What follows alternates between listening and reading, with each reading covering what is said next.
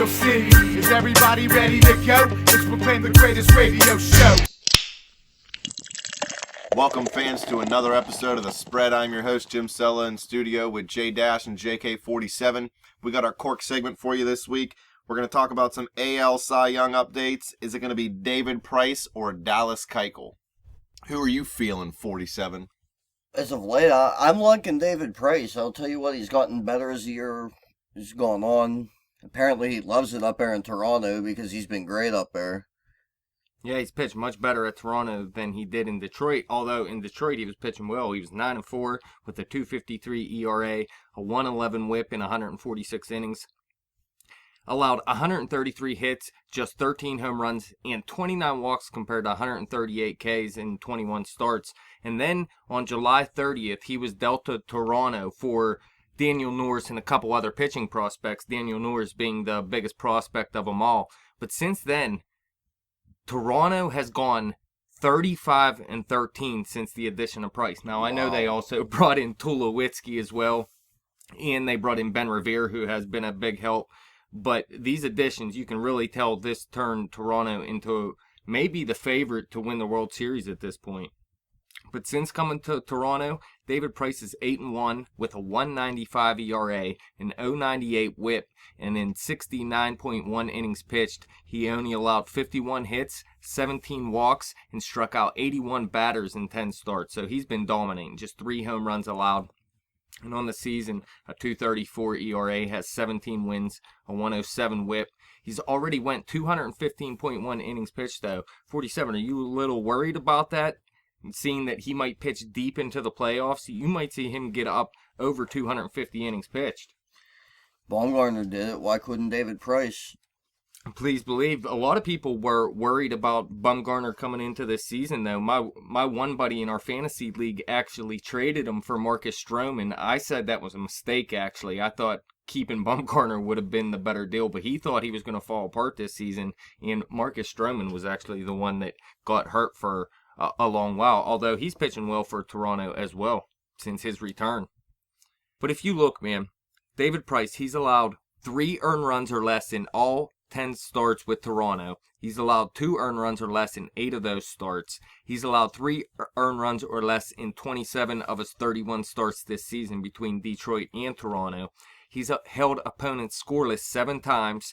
And look at this, in September, through 26 innings pitched, he's 4-0 with 4 earned runs allowed in 4 starts. Straight dominating this month. Getting it done.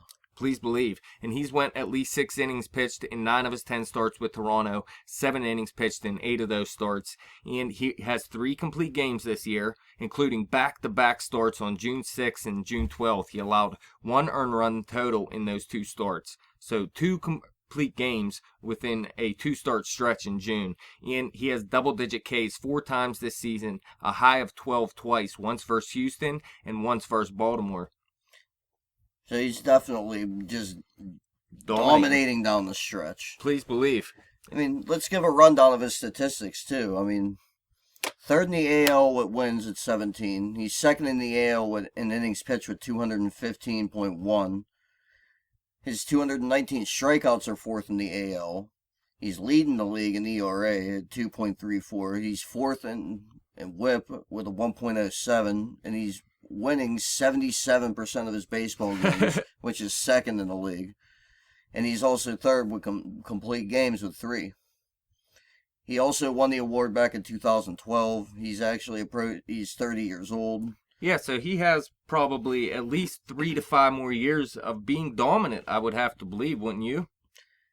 I don't see why not. He shows no signs of slowing down. Not to this point. Toronto sitting at 86-64 right now. If you look, they were actually 51-51 when they got David Price. So now they are sitting 22 games over 500 since they brought him over. 3.5 game lead on the Yankees in the AL East. This guy has been one of the main reasons they turned it around. I know Tulowitzki came over, but he's been hurt recently, and he really wasn't dominating when they brought him over. Offensively, it has really been Josh Donaldson this second half of the season, I would have to believe. But David Price, he probably is in the lead for the Cy Young right now, and his biggest competition is Dallas Keuchel of the Houston Astros. He's sitting at 18-8 on the season, has a 2.51 ERA, a 1.02 WHIP, in 219 innings pitched. Again, he pitched more innings than David Price, and Houston might make the playoffs as well, so he could go well over 250 innings pitched this year as well. But he let up 177 hits, 16 home runs, 47 walks compared to 203 Ks and 31 starts. So he has been dominating for a while now too, although he did get lit up a couple of starts ago. He went 4 2/3 innings pitched, allowing 9 earned runs with 3 home runs at the Texas Rangers 2 starts ago, like I was saying. But look, that's against the Texas Rangers too, the team that he is trying to beat out for the division lead. So that was a big loss, and that might be the turning point between David Price and Dallas Keuchel at this point, because his ERA went up 30 points or something like that just from that start alone. But take a look at what he's done this season. 3 earned runs or less in 25 of his 31 starts. He's held opponents scoreless in 10 of his 31 starts this season. So in 33% of his starts, pretty much, he has held his opponents scoreless. He's went at least 6 innings pitched in all but 1 start this season. And the 1 start he failed to do so was that start I was talking about where he just got lit up recently. Now, just like David Price, he does have 3 complete games. He's allowed 0 earned runs, 12 hits, 3 walks compared to 27 Ks and 27 innings pitched in those 3 starts combined, those 3 complete games. And he has double-digit strikeouts 4 times this season with a high of 13, and that was just in 7 innings pitched versus those Texas Rangers again on July 19th. So, again, just like David Price, he's been dominating, but that 1 start might be the difference at this point, giving David Price the edge. Well, we'll have to see. I mean, but I'll tell you what. I mean, his line's impressive this season. He's first in the AL with 18 wins. First in the AL in innings pitched with 219. He's 5th in strikeouts at 203. He's second in ERA, only to the aforementioned David Price at a 2.51. He's second in the AL in WHIP with a 1.02. He's 4th in win percentage. He's winning 69% of his games. And he's 3rd in the AL in complete games with 3. Yeah, he's tied with David Price. And, like you said, he's only behind David Price in ERA, but he was actually ahead of him before that 1 bad start against his division rival, a team that they really hoped he would come out and dominate, because Texas went out and swept Houston in 4 games in that series, and that's not looking good. But look, Dallas Keuchel's only 27 years old too, so he has even more time. You might see this guy dominate for another 8 years or something, possibly up to 8 years at least. After that, I wouldn't expect him to go deep into his 30s as an ace or anything. But this is a guy that really came out of nowhere. I think, don't quote me on this, but I think he was something like an 8th round pick, a 7th round pick, something like that, and he really didn't blow up until last season, I believe it was, correct? Or was it a season before that, 47? He played like a half season, like in 2012. He came up as a rookie, but I mean, this is basically 3.5 years in the league. All right, well, what did he do in 2013, though? That's the question. 5.15 ERA. So, yeah, there it is. So, in 2014 was his breakout season. Yes, 2.93 ERA. And he is pitching even better this season. So, he's getting better, and he's in his prime age at 27 years old. So, I look for big things from Dallas Keuchel moving forward. And they have a lot of young pitchers out there, too, to round out this staff. This could be a very good pitching staff moving forward in the future. But right now, Houston is doing everything they can to try to stay in the playoff race. They're sitting at 80-71 right now, 1 game back of the Texas Rangers in the AL West, a team, like I just said, swept them in a 4-game series. Well, Texas has been hot. Yeah, they've been killing it, and they made an addition at the deadline too in Cole Hamels, and he's really been one of the reasons they turned it around as well. But Houston, they're 3 games ahead of Minnesota and 3.5 games of the Los Angeles Angels for the second wildcard spot. So there's no guarantee that Houston gets into the playoffs. But Dallas Keuchel, he has to pitch well here in the final couple starts to try to get them there. And he also has to do so. I mean, he's going to have to pitch another complete game, probably let up no earned runs. You might even have to pitch a no-hitter to overtake David Price at this point for the AL Cy Young. Would you say that as well, or is there still a chance Keuchel can overtake Price? What would have to happen? Well, Keuchel would have to go back to doing what he was doing, just going deep within games and keeping the ball on the ground. Keeping the ball low is a very important part of this guy's game. You know, and also, too, quit serving up long balls. Quit serving up long balls. Well, what would it take for David Price to lose the Cy Young at this point? Well, I mean, I think that pretty much Toronto's a shoo-in to make the playoffs at this point. Yes. Them not winning the division, I think, will play a huge part in it. If they would fall apart, I mean, as a team in general. You think they still have a chance to lose this division? 3.5 games ahead of the Yankees. They're playing them in the division right now, I believe, in a division series. Highly unlikely. I don't think it's going to happen, but I've seen stranger things. Yeah, I have too, but I hate the Yankees, so I don't want to see it happen. Agreed. Now, let's say these two met up in the playoffs. Dallas Keuchel versus David Price.